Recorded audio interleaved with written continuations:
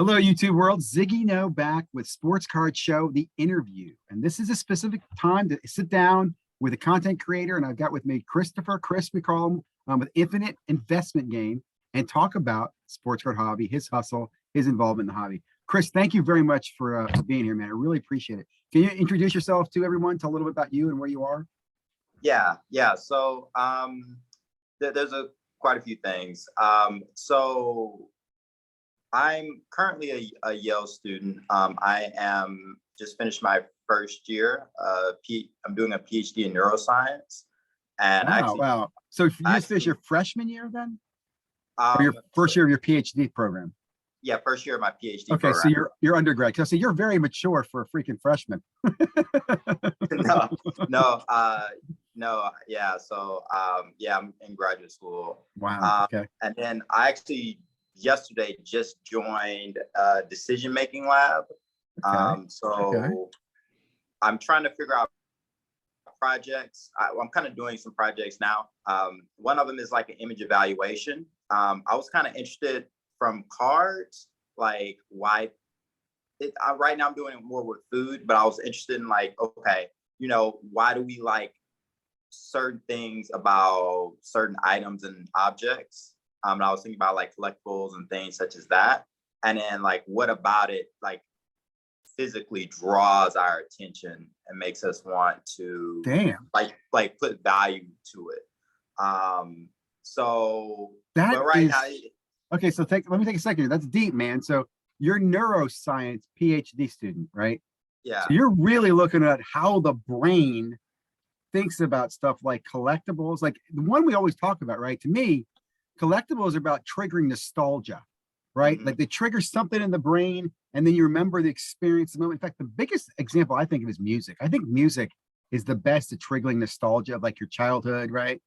Cards do that too. And I've always said this too. I don't really collect the cards as much as I collect the memory, right? Mm-hmm. Like there's cards I don't have anymore, but I remember the card. I remember the break or the rip or the pack opening or be with my son. That's really cool, man. So that's what got you. So were you into cards before and then you decided to put the two together then, or? So actually, I didn't really get into sports cards actually until 3 years ago. Okay. Originally, as a kid, I was originally into Pokemon and Yu-Gi-Oh. Okay. And it was quite ironic because like I was in Pokemon, and then when Yu-Gi-Oh came out, I quit Pokemon and got in and started buying Yu-Gi-Oh, getting in Yu-Gi-Oh and stuff like that as a kid. Mm-hmm. I was kind of interested in sports cards, but like I wasn't really sure what to buy. Mm-hmm. I would always see them at the store. And I just remember certain people would be like, oh, maybe you should get sports cards because they'll be worth money one day. And now that was kind of the thing. I will say this, the Yu-Gi-Oh card thing kind of turned into almost like, that's like closest to an addiction I've ever had. Wow. And I think there's an emotional aspect to a lot of stuff as far as cards and things such as that. But yeah, what got me interested. So also before this, I was like a nuclear missile officer in the Air Force. So basically the president told me to like launch a nuclear weapon, like I would have been one of the people to do it. Are you reservist? Are you Air Force reservist then? If you could speak to that. So I was active duty, but it was kind of like a long story where they paid for college and I had to give 4 years back. Yep. So I spent 4 years in the Air Force, and I got out beginning of 2021. That's when I got out. Well, thank you for your service too, man. You're a young man with a lot of accomplishment. Again, that's awesome, Chris. I didn't know that. Very cool. Yeah. So I actually know quite a bit about geopolitics, and I'll get into that in a little bit of certain factors that I think they're probably going to affect the sports cards. Because I think, especially if people are trying to do this more of as an investment, and that's kind of like why I'm making certain videos. You're probably gonna have to understand economics to a certain degree. And if you're gonna have to understand economics, you have to understand a little bit about politics. Like, but but yeah, let me ask you on that. So I will say one thing I think is interesting about sports cards is although we want to, I mean, they are marketplace, right? A lot of it's emotion more than logic. Like sometimes people are like, well, why is this card not worth money? It's less rare. I'm like, don't ask that question. It's just that's the way it is, right? mhm. So do you see that and just kind of realize that sometimes there's just not a rational reason for kind of an irrational thing in the sports card world? Is that, you know what I mean? Yeah, but I do think Do you there's think that sorts that itself out?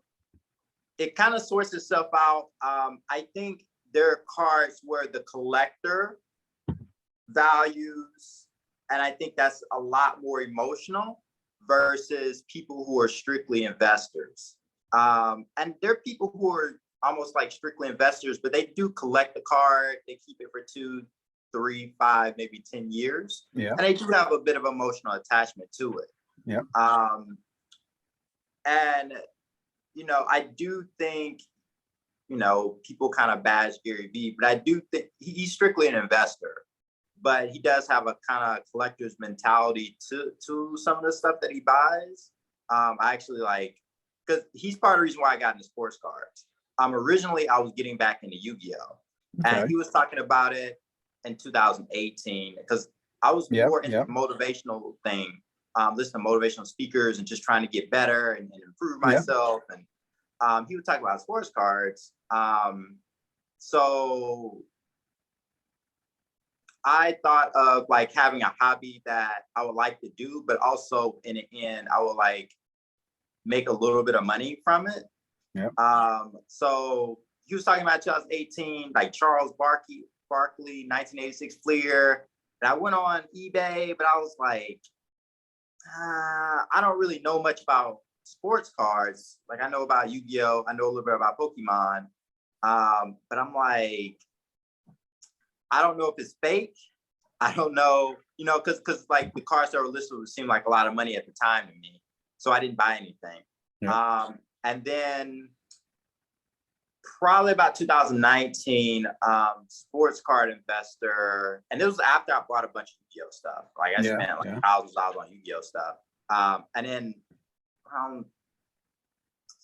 end of July, I believe, I saw sports card investor starts making videos and stuff. And I was just, I wanted to learn about it, but most of the stuff that was like to buy cards in a sense was like, okay, I want to buy a Kobe Bryant card.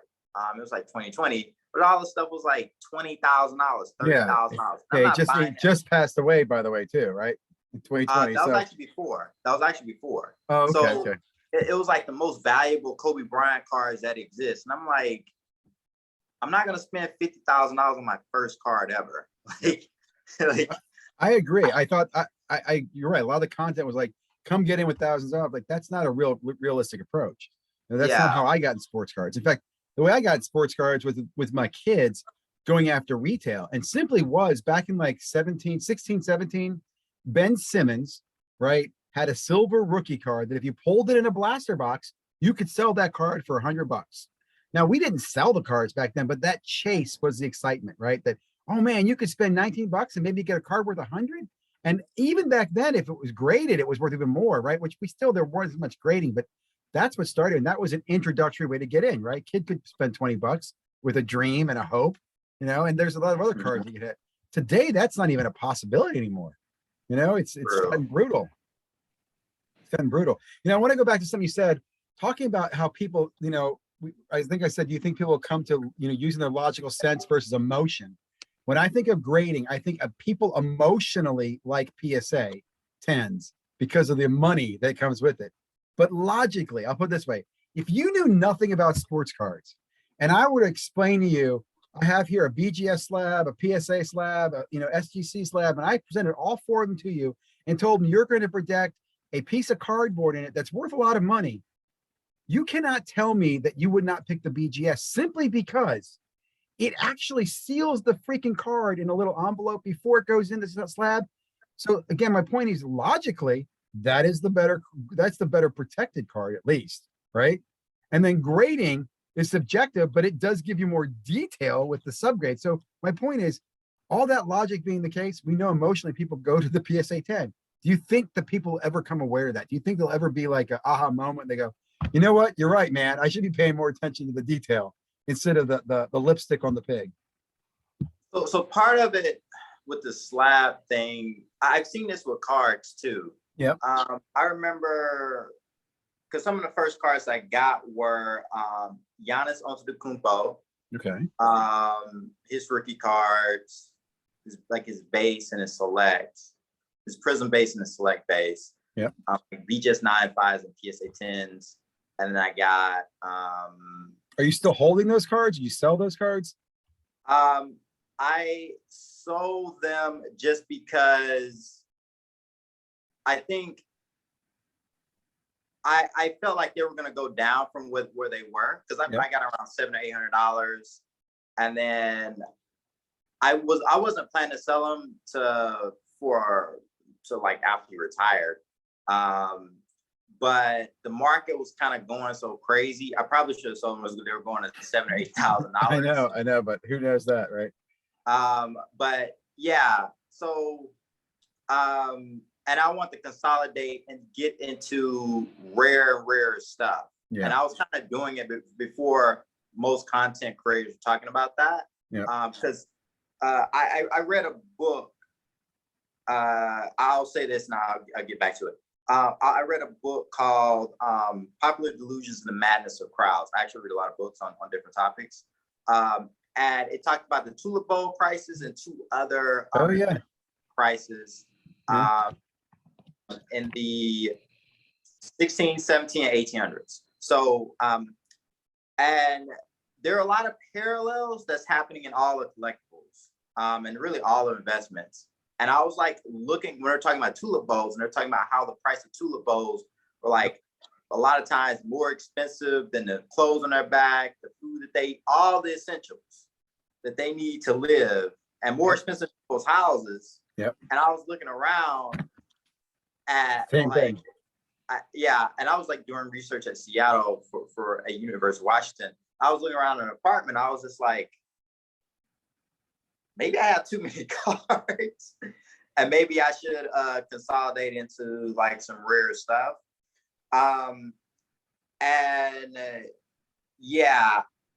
Also, I kind of have an affinity for soccer. I really like soccer cards. Yeah. And then like the chase of getting like Messi and Ronaldo and getting into Pele cards. And soccer is a sport that I'm like getting more into, that I'm interested in. Did you get into that back during 2020 at all, or no? Because I know soccer had a run up where people weren't paying attention to it. I actually made a lot of money in soccer when I think about it. I mean, it's surprising. I made a lot of money in soccer.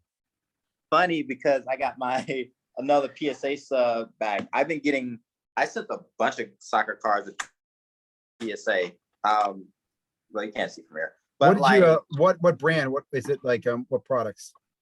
Chromes or those 2017 Topps Chrome, autos, 2017 Select with Mbappe. Here's what I killed it on. Listen to this.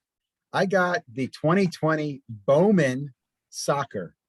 Okay, now you're probably, and it's MLS too, dude. It's MLS soccer. Bowman. It was $10 a box. Okay, $10 a box. Right now, I think it's selling for $300 a box. Now, what I did is when I got mine, I opened, I think, 10 of them, and I sold the singles off at that time because you had some color ones, and that covered all my costs for the boxes I bought. And here's a kicker. This is a real kicker on that product. Apparently, Topps had made a mistake where they had, the way the print was a print-on-demand product, and they had made all the parallels, but they didn't have enough base. So when they distributed the product, they had a whole bunch more color left over. And they sent that out to the people who bought boxes. They just distributed it out. So I get another package in the mail, a bunch of color of these cards. And again, this time they don't have much value. About a year later, they like Brandon Frazier, all these guys, I don't even know their names. I should think about who they were, but these MLS players started doing really well, and these cards skyrocketed. So I made money off that again. And then I had 10 boxes that I sold at around $200 to $150, $200 a box. That's 15 to 20x per box. I mean, I killed it on MLS. I mean, I love that product. In fact, I still have almost an entire base set of that product left over. Because again, that stuff was $10 a box when it came out, man. It was a phenomenal product. And again, I knew nothing. That was an accidental purchase, by the way. Yeah. So, but I think the thing is for the whole emotional thing, I think there's so many new people who came in, and I'm gonna be honest with you. I think the people who are making content, and those were people who are rewarded because people were making content a year or 2 years before the boom. I mean, if you look at their podcasts, YouTube channels, they have the most views. And even some of the ones who, most of them, well, let's talk about that. Who do you like? or subscribers. See, what my challenge of that is that I think the better content is still unseen. True, okay? I agree. Like, because the guys who have the most subscribers are really the guys, and I don't mean this negative to my friends out there with less subscribers, who just make the most noise. They're not necessarily the most accurate. The best content subscriber out there with a large number of followers is baseball card collector, investor, dealer at 50-something thousand. You follow? Yeah. Him? He is the best where he's real, true, honest, just freaking, and he's not selling shit to you and advertising and sponsoring. He has a few. I mean, I understand, but he's been very realistic. Where when I think it's the other ones, like, remember PSA collector, who's now the graded card investor? Remember that guy? Like, he doesn't even put content anymore, right? He was so much about pushing the PSA grading and the card flipping. Where again, there's another channel I love, dude, is Cards and Comics, which is Jason. He's a knowledgeable guy. He knows his stuff, man, but he has under 1,000 subs. Baseball collector Mike on Bench Clear is another guy. And then in that genre, there's a bunch of these old school guys, Card Cutter, Silver Jackify, who've been around for a long time putting out content. So I think right now you're seeing a rise of that. Like, to be honest, if you were to rank, if subs were given on quality of content, the world would be a different place. You know what I'm saying? Yeah, it would be a totally different place. Yeah. I think my point is not necessarily like quality, but I think a lot of people who were coming in were more investment minded. Oh yeah. And that's the stuff that got the attention, got the views, and the people who were posting consistently around that time. Well, here's the reason for that. There's two types of people watching that, right? Because you're absolutely right. Before that, like I said, Mike Baseball Card Collector, those back pages, Card Cutter, these guys have been putting out content forever. And they had a couple thousand core loving subscribers. But when these guys started putting out how to make money, you watched for two reasons. You either wanted to make money or you wanted to watch that guy be wrong. You know what I mean? Like, if you were educated, you're like, let's see what this idiot has to say. But we all tuned in. Even if we hated him, we were tuning in to see what he said wrong. And if we loved him, we were tuning in because we believed him. And what's happened now is, fast forward, those people who were right were like, yeah, now we feel vindicated. And the people who got burned are like, trickling off. So it's been interesting to kind of watch that. That's true. So it's one of those things, is like the PSA collector, I think sports card investor, and I think even Gary Vee to an extent, what they were showing people in their faces who wanted to get, I think Gary Vee had a major influence of like the amount of people coming in. Oh, absolutely. Yep. And if he's showing PSA 10 slabs, he did talk about BGS, and he did talk about how he liked SGC before it was kind of like accepted. And I remember, because how I was first kind of learning for cars, because there wasn't as much, it was harder to find content on cars in general. Most of the content I found, even in 2019, was like on YouTube, was like people are kind of doing box breaks, but they weren't selling anything. They were just like opening and seeing. Personal rips, personal shares. Yep. Yeah. And that was most stuff. And I was like, okay, I want to learn about sets, what Ricky cards and things such as that. And also probably maybe how I was searching, probably didn't get those, maybe I don't know, maybe I should search harder. But I think it's one of those things where you got a lot of new people coming in and they're very green. So the first thing they see, they start buying that. And I think it kind of creates almost like a self-fulfilling prophecy. And I saw this during the not last year, but during the Hall of Fame ceremony when it was Kobe, Tim Duncan, and Kevin Garnett. Because I had rookie cards for all those guys, and I did research and figure out like what cards to buy and stuff.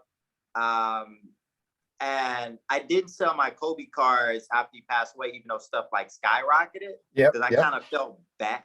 It felt weird profiting. Weird to me. Yeah, profiting off someone's like passing away. And obviously I didn't buy his cards expecting him to pass away. Yeah. Because I bought him in like December and he passed away in the beginning of January, I think. I laugh. It's not like people who are buying Willie Mays today. And I don't mean that to be mean. But you know what I mean? Like, no one was expecting Kobe to die. Kobe died out of nowhere. People are collecting people who they know are going to be passing away soon. Like Bob Cousy or somebody. Like Willie Mays. Yeah. I mean, it's sad to say that, but that does happen. I mean, I'm not saying everybody does that. But if you notice, a lot of people are buying Willie Mays right now. Yeah. You know, yeah, it'd be interesting because if he still lives to be another 5-8 years, he's well, like it's also another thing too. He's definitely, even if he lives longer, he's not signing anything else either. You know, he's 90-something years old. And again, that's just nature. But you're right with Kobe. And it's funny you bring that up because I remember when that happened, I was very active in Facebook groups, and some Facebook groups put a moratorium. They wouldn't allow you to post Kobe stuff, right? They're like, no, we don't want people profiting off that. And I saw that with several celebrities or athletes. If something would happen, the Facebook groups would not let you do it. Now, of course, eBay lit up like Christmas trees. I remember I had Kobe cards listed and they all sold on that day. I'm like, why the hell my Kobe cards sell? So like you said, we didn't, no one expected it to come. It happened out of nowhere. But yeah. So it's funny enough, most of the Kobe Bryant cards. So the narrative was you buy the guys who are going to be entering the Hall of Fame. And when they have the, like in November, December time. Yeah, and Kobe was that person, summer, right? Yeah. And you sell during because I was active in, I'm not in Discourse anymore, but I was very active in a lot of Discourse too, trying to just learn about the hobby, talking to people. And it was like, the thing is, you sell when the finalists. Yeah. So buy the rumor, sell the news type of thing. Yeah. Also, even though I wasn't in the cars until like 3 years ago, I overall have been like a obsession with sports and like super knowledgeable about sports, like very in depth. I don't watch as much sports anymore, but I can still have a pretty good conversation about most sports, probably except baseball. Which is kind of funny because that's where your knowledge of sports, which many of us love, can pay you a dividend in sports cards, right? Because you know something, you know about trades, you know about teams, you're able to make better decisions on sports cards, or at least you'll make a judgment call based on that. Like, for example, I wouldn't, if I see a rookie quarterback get traded in year 2, year 3, I'm selling him. Other people will buy him at the new city, like, oh, he's going to be great here. I'm like, no, the NFL is basically ruled he sucks. Like, I've never been a Baker Mayfield fan. I'm like, he's not going to do well. Like I point out, he was a walk-on. He accidentally got drafted first. Like, everybody was shocked that he got drafted first, but people poured money in his cards like there's no tomorrow. So, it's just one of those things. Also, Oklahoma quarterbacks don't have a great track record. No, either do Ohio State quarterbacks. That's I don't think too. Fields will do well. I think Fields is doomed as well. Everybody's like, oh, Fields is different. I think he's doomed. Unless and the Bears have a bad offense. So that's what I'm saying. Who's he throwing to? Who is he going to be? Like, I could go on and on. Like, I will tell you this. I am predicting blood in the football market this year because too many people have run to it like it's the place to be in. Because, oh, football is better. It's not like all the other sports. When I got in the hobby, everybody would tell you the worst sport to invest in is football. And it's simply because the players have the shortest career. So even if a player comes out, like, for example, if Patrick Mahomes tomorrow decided he's never playing football again, if he does a luck, his cards will be worth shit in the future, guys. He has one Super Bowl and one MVP. He's nobody special. And that can happen in the NFL. And people don't take again, I understand it, but you need to think about some of the investments people are going to make. There are 6 quarterbacks from rookies last year. At least 3 of them this year are going to be worth pennies next year. We don't know who they are. I think one of them is Fields. But my point is, you're going to see that this year. It's going to be interesting. Like, I wish, in some bad way, I kind of wish I could short players. That'd be very nice. But that's not who I am about. So don't take that the wrong way who's watching this. Let me ask you a quick question on Gary Vee. It's funny. He just definitely had influence. And you are not the only one I've talked to of content creators who will say, hey, look, Gary Vee was the one who at least kicked me in the head and say, get out there and get your hustle on, right? Find something you love with sports cards, whatever it is, make YouTube, do whatever, get that going. If you could talk to him now, if you could be in a room with him now, knowing what you never 3 years ago, what would you tell him that you wish he told you 3 years ago? So like what other piece of advice would you given yourself or told him that warned people about? Yeah, I guess because there are a couple of times on some of the discourse he would show up. It's interesting because when he was in Discord, everybody would be like, Gary's here. Which Discords too? Like I remember he would pop in the sports card investment Discord. That was that one. And here's another quick story I want to point out. I remember again the whole the Project 2020 was booming back then, right? And he was going to talk to, I think it was Blake. I forget the guy's name, the artist Blake something. They were going to do a collaboration. Like he would do the tea and coffee thing in the morning. He goes, yeah, I'll be talking to Blake, somebody about Tops, whatever, next week. He never did that call. He never had that conversation. And I remember afterwards, he kind of went quiet and he made some statement how he felt like he was doing too much manipulation. Every time he talks about sports cards, people would blame him. And I will say, I agree that he never, ever pumped and dumped where he would promote a card that he would sell. Like he remember he also had the video where he had the KDs and the Devin Bookers on the table and those cards shot up. But the one thing I would want to ask him was, he is credited with having this call where he organized with people to talk about sports cards, including Steve Aoki. Did he ever have a follow-up with them? Because you don't have to make money off the cards. You can make money in other ways. For example, what Gary could have said is, look, Steve Aoki, dude, get in the cards. I can bet you I can get you a business deal with Tops. Because what happened? He got a deal with Tops later on that year. Steve Aoki was considered the influencer of the year in 2021. Now, Aoki has gone in sports cards, in my opinion. He had a one-night stand with sports cards. He's still kind of around, but he's not really a sports card guy anymore. You know what I'm saying? So it's those things I'd like to know. Like, Gary, what was the business things on the back end going on? I know you didn't want to touch the individual cards. I appreciate that, but there had to be some stuff on the back end that you knew was going on, and you had to. I don't know. I just think he had some influence on it. He knew. Not bad influence, but influence. Because it's him. Another big person, Vegas Dave, and the other person. But they don't get along, right? Vegas Dave and him aren't friends. Yeah, they're not. But the other person is Patrick Bet-David. I don't think he's manipulating. So Patrick Bet-David is the dude who sold the Wayne Gretzky's for over $1 million or whatever. Okay. And he was talking about before Gary Vee had his big thing about because he's been talking about cards. But Patrick Davis started talking about them, and he had videos maybe a year or two before that about cards that he had, and why he kind of invests in sports cards. And he's been a pretty successful entrepreneur. And I think he said one of the things that he really wants to get is a Mickey Mantle. But the kind of I can talk about them later. But the Ask Gary Vee.